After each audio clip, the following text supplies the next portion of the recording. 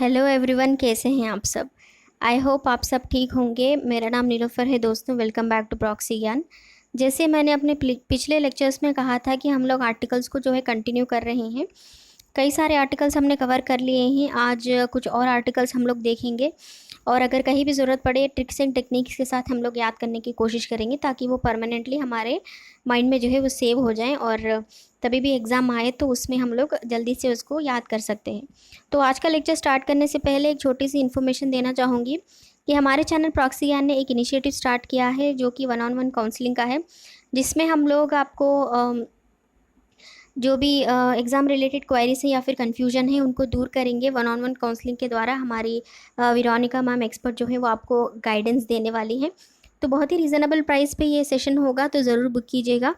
तो चलिए आज का लेक्चर हम लोग स्टार्ट करते हैं। तो आज जो है हम लोग पार्ट 4 करने वाले हैं। पार्ट 3 तक हमने कंप्लीट कर लिया है, जो कि फंडामेंटल राइट्स तक हमने कंप्लीट कर लिया है। आज पार्ट 4 स्टार्ट होगा, जो कि DPSP directive principles of state policy, जिसमें थोड़ा कुछ डीपीएसपी के जो भी लॉस हो, जो भी आर्टिकल्स हैं वो आज कवर करेंगे, बाकी के कल कवर करेंगे, क्योंकि इसमें 36 से आई गेस 51 तक जो है आर्टिकल्स इसमें कवर होते हैं, तो ज़्यादा हो जाएगा। तो देखते हैं आज कितने कवर हो पाते हैं। तो आर्टिकल 36 जो है, पहले डेफिनेशन। मैं रिकमेंड करूँगी कि आप लोग जो भी सब हेडिंग्स होते हैं आर्टिकल्स की उनको याद रख लीजिएगा, क्योंकि उसके अंडर जितने भी आर्टिकल्स आते हैं तो आप लोग उनको रिलेट कर कर आसानी से याद रख सकते हैं। एक एक आर्टिकल को याद रखना थोड़ा मुश्किल हो जाएगा। तो जैसे मैंने पहले कहा था कि स्टार्टिंग से ही मैंने बोला था कि union and it's territories 1 to 4 articles में आते हैं। तो अगर ऑप्शंस में अगर यूनियन एंड इट्स टेरिटरीज जो भी आर्टिकल पूछे तो ऑप्शंस में इजीली आप लोग उसे एलिमिनेट करके आंसर कर सकते हैं। तो डायरेक्टिव प्रिंसिपल्स जो है 36 से 51 तक आर्टिकल्स इसमें कवर होते हैं। पहले तो आर्टिकल 36 जो है पहले डेफिनेशन बोलते हैं कि डीपीएसपी होता क्या है, इसमें क्या आता है, इसका बेसिक डेफिनेशन हम लोग आर्टिकल 36 में देखेंगे। उसके बाद आर्टिकल 37 जो है application of principles contained in this part. पहले तो हम लोग देखेंगे डेफिनेशन, इसी सीक्वेंस में हम लोग इसे याद रखेंगे। डेफिनेशन के बाद उसको अप्लाई कैसे करें, जो भी लॉस इसमें है इस पार्ट में इसको अप्लाई कैसे करें, ये आर्टिकल 37। उसके बाद आर्टिकल 38 में state to secure a social order for the promotion of the welfare of the people. State जो होता है, अपनी स्टेट की जिम्मेदारी क्या होती है कि वो अपने पीपल को सिक्योर करे और जो भी उनकी वेलफेयर है उनको प्रमोट करे, राइट। तो स्टेट को अपनी सोशल ऑर्डर को सिक्योर करना है ताकि वेलफेयर ऑफ द पीपल जो है प्रमोट हो सके। तो आर्टिकल 38 में हम लोग उसके बारे में बात करेंगे। आर्टिकल 39 जो है certain principles of policies to be followed by the state. तो वेलफेयर ऑफ द पीपल करने के बाद एक कहानी की तरह हम लोग इसको याद करेंगे। पहले तो आर्टिकल 36 से 51 तक डीपीएसपी होता है। तो article 36 is basic definition of the DPSP. Article 37 of the जो भी एप्लीकेशन हम लोग इसको कैसे करें डीपीएसपी को, उसके बारे में है। उसके बाद आर्टिकल 38 इज़ अबाउट स्टेट की जिम्मेदारी होती है अपने पीपल के वेलफेयर के बारे में सोचे। अपने पीपल के वेलफेयर के बारे में सोचने के बाद खुद स्टेट को भी कुछ फॉलो करने पड़ेंगे लॉस को, वो हम लोग आर्टिकल 39 में देखेंगे। उसके बाद article 39A equal justice and free legal add. पहले तो वेलफेयर ऑफ द पीपल हो गया, उसके बाद स्टेट को भी कुछ लॉज फॉलो करने पड़ेंगे। उसके बाद जो भी इक्वल जस्टिस है, सबको इक्वल जस्टिस मिलनी चाहिए और फ्री लीगल एड जो है सबको मिलना चाहिए। ये आर्टिकल 39A में हम लोग बात करेंगे। उसके बाद आर्टिकल 40 जो है ऑर्गेनाइजेशन ऑफ विलेज पंचायत। तो पहले तो स्टेट हो गया, स्टेट एक बड़ा स्टेट होता है, उसके अंडर जो है विलेज आता है, तो इस सीक्वेंस में याद करेंगे। उसके बाद स्टेट का पूरा हो जाने के बाद आर्टिकल 40 जो है विलेज पंचायत से डील करता है। Article 41 is right to education, right to work, to education and to public assistance in certain cases. उसके बाद आर्टिकल 41 ये है कि राइट टू वर्क है, राइट टू एजुकेशन है and to right to public assistance in certain cases, ये हम लोग आर्टिकल 41 में पढ़ेंगे। उसके बाद article 42 provision for just and human condition of work and maternity relief. तो आर्टिकल 40 में हमने पढ़ा कि विलेज पंचायत का ऑर्गेनाइजेशन में हम लोग बात करेंगे। Article 41 is about right to work, education हो गया। आर्टिकल 42 में राइट टू वर्क तो हो गया, उसके बाद कैसे वर्क होना चाहिए ये हम लोग आर्टिकल 42 में बात करेंगे। जैसे अच्छे कंडीशंस होने चाहिए वर्किंग के, और जो भी वुमेन होते हैं उनको मैटरनिटी रिलीफ देनी चाहिए वर्क के द्वारा, ये हम लोग आर्टिकल 42 में जानेंगे। आर्टिकल 43 जो भी लिविंग वेजेस है फॉर वर्कर्स के, उनको कैसे वेजेस देने चाहिए, मिनिमम वेजेस क्या होने चाहिए, लिमिट सेट की जाती है कि कितने आवर्स काम करनी चाहिए, ये सारे हम लोग आर्टिकल 43 में देखेंगे। Article 43A is participation of the workers in the management of industries.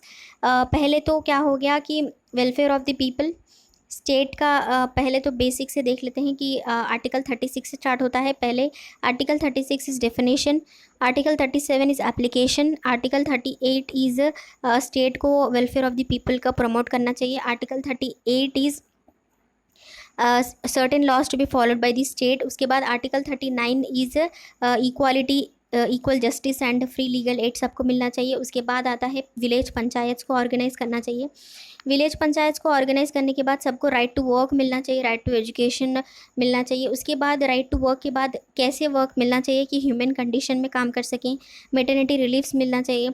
उसके बाद उनकी वेजेस क्या होने चाहिए, ये सब हम लोग सीक्वेंस में अगर याद रखेंगे तो कनेक्ट कर पाएंगे कि DPSP में ये सारे लॉस कवर होते हैं। सीक्वेंस से अगर याद रखें तो आर्टिकल का नंबर भी हमें जल्दी क्लिक हो जाएगा।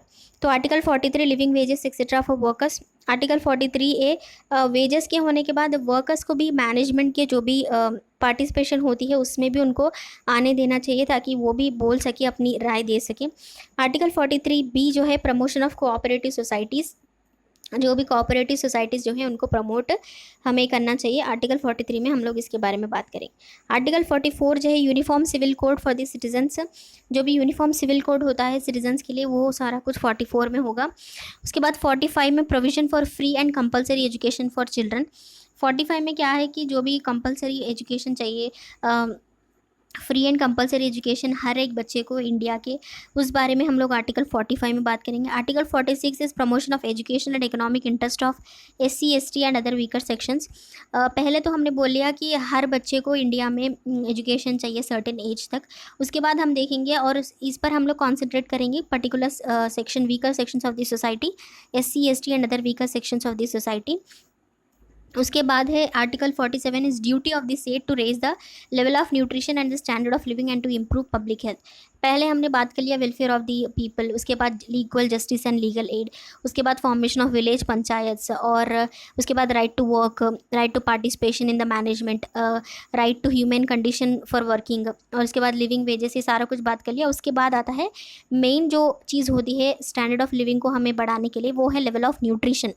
लेवल ऑफ न्यूट्रिशन को स्टेट को बढ़ाना चाहिए, और जो भी स्टैंडर्ड ऑफ लिविंग है, पब्लिक सैनिटेशन है, हेल्थ है, हॉस्पिटल्स है, इंफ्रास्ट्रक्चर है, उसको सारा डेवलप करना चाहिए। ये सब हम लोग आर्टिकल 47 में डिस्कस करेंगे। आर्टिकल 48 जो है the organisation of agriculture and animal husbandry.